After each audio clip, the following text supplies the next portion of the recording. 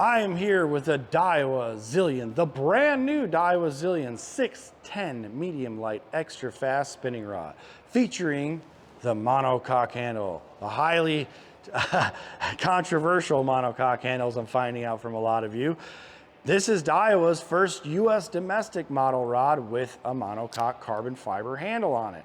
This style handle has been out in Japan for a while now and in Europe for a while now, and was popularized in the United States by our friends at Shimano with a bunch of their different families of rods. They had the monocoque handles first. This is Daiwa's foray in the US domestic market with monocoque technology as well. We saw Daiwa do it first with reels. That's how they introduced monocoque to the planet, the single framed on the spinning reels, and now you're seeing it on the rods as well. Different so far to me, it was how much longer the handles have been on the two spinning models that I've seen so far, the 7-foot Flexolite model and this 610 medium light. I'm assuming they're so long to help the rod balance, and I can tell you that's exactly right. So far they have balanced tremendously well with, I have just a loose custom light here on, this is a personal reel of mine. I'm trying to use the same reels on all the different rods, if that makes sense, across the board, so that there's not a ton of difference in all the rods. Honestly, I don't think it matters that much, but I know for a lot of you out there, I'm trying to be unbiased with any of the opinions on here or balance points or anything like that, but it's tough because there's a lot of options out there, right? We are going to be, by the way, weighing all the different rods going forward due to requests by you anglers out there wanting to see the weights of the rods. We're just getting dialed in with a scale across the board and kind of a repeatable process that makes the most sense. But for right now, all you got is just me saying what I think. Sorry about that. And that's balance points are about right there, as you can see. And I think a lot of that's due to the fact that we have a monocoque handle on the back here that's much longer than it really truly needs to be for fishing applications. It's growing on me now that I got a reel on it and I got line on it. I think I said that earlier.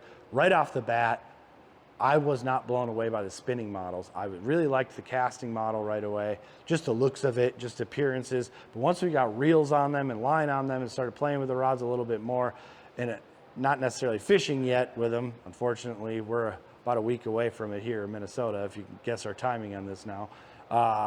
They do feel a lot better with reels and line on them. Things to notice on this particular model, the blank is a lot thinner and smaller than I would think. This is actually looking a little bit more like some of the Japanese rods I saw over in Japan recently at the Osaka show. Thinner blank. This thing looks like the size of a pen. I mean, really thin blank on this one here. Pretty interesting stuff. This does feature Daiwa's SVF Nano Plus technology in the blank here, which is very similar blanks, if not the same blanks that we see in the Steez rods, just not featuring the AGS guides that we have in the domestic market here on the Steez rods. These are Fuji tangle-free alkanite guides. Like I said, this is a 610 medium light extra fast, so let's go see how this rod bends on the wall back here and see how it performs. Brand new model from Daiwa, the Daiwa Zillion 610 medium light extra fast. All right, I've got that 610 medium light extra fast Zillion rod in my hand here. Got it on my marks, I believe, and we're gonna just load it up slowly. And it does have a fastish tip to it. It does have an extra fast tip if you just apply very little pressure to it. It does have more of a fast action, I would say, than super extra fast. I know that's there's a lot of arguments to what I'm talking about here. Should just the very tip be bending when I'm giving it any action whatsoever? If it's extra fast, should just be bending out there at the very, very end. And it kind of does if you put light pressure on it. But as soon as I put some decent pressure on it, it really wants to bend in that top third, like more of a traditional fast action. When I give it a hook set, you're seeing it will blow right past that tip and get right into the backbone back there, which, not to beat a dead horse, I say it a lot, is more of a modern day action because of the lines we're using, especially with braid to a leader in this spinning rod application here. That's not uncommon. I expected to see a little bit more of that quick tip, stinger tip type action in this rod that we're seeing from a lot of the solid tip rods on the market, but this is a lot more of a traditional medium light power. It's soft. I mean, this rod has some serious bend to it. This is an ideal finesse fishing spinning rod, right? This is going to be a high landing percentage style rod for your super light line anglers. This definitely feels like a Japanese domestic rod, a lot more than a lot of previous generation spinning rods from Daiwa. This feels a lot more like you would get out of a JDM rod. If you're a JDM fanatic, you'll know what I'm talking about. When you bend this rod, you'll see what I mean. This is not going to be out of the realm of people that want to go to that 4-pound test line, leader material, and 4-pound test fluorocarbon that's being deployed now out there in the tournament fishing world. You could get away with that with this rod. It's that kind of soft and forgiving. Feels incredible in hand, as you can imagine, with a reel on it. Feels a lot better with a reel on it than it did without a reel on it.